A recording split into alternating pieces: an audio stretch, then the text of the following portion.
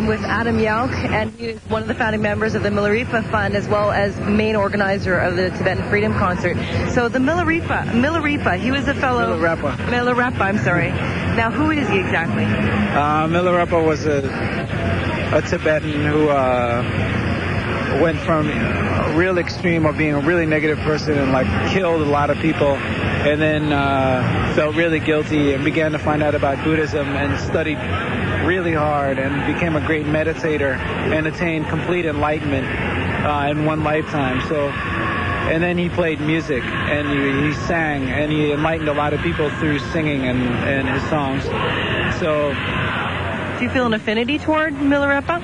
As a Beastie Boy, the guy who caused destruction in your past, and now he's you. Well, I think minor destruction on my part compared to his, and minor meditation on my part compared to his. And he's really an example of how somebody can go from such an insanely negative state of mind to such a completely positive one in one lifetime. And so in that sense, it's very powerful.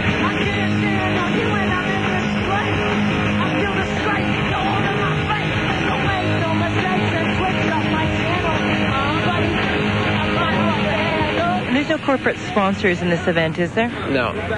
Why is that important to you? It's sort of important just for two reasons. One, because unfortunately in this country, almost all of our major huge corporations are very, very heavily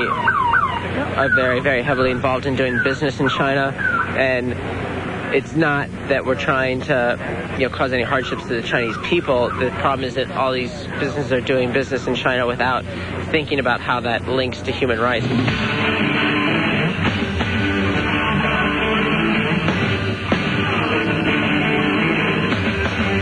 Most of our elected officials, our politicians, especially President Clinton, are really just interested in benefiting big business. They get their campaign contributions from big business. They're lobbied heavily from big business to separate trade and human rights.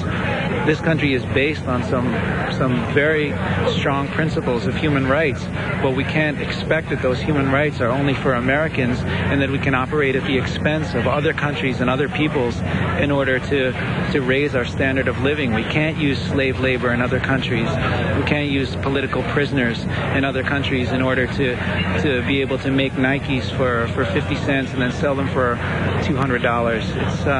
It's a crime against humanity.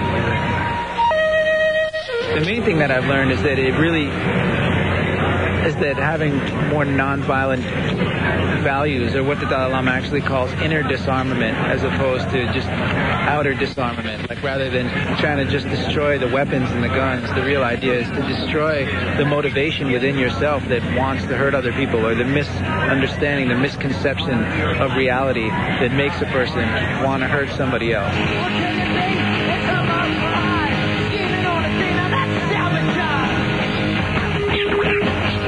The real intention here is to raise the level of consciousness of humanity and have more people enjoy more of their lives. I think that we spend a lot of our lives unhappy and disappointed and angry and jealous, and I think that the values exist within Tibetan culture for us, for the entire human race to reach higher levels of consciousness where we don't feel unhappy.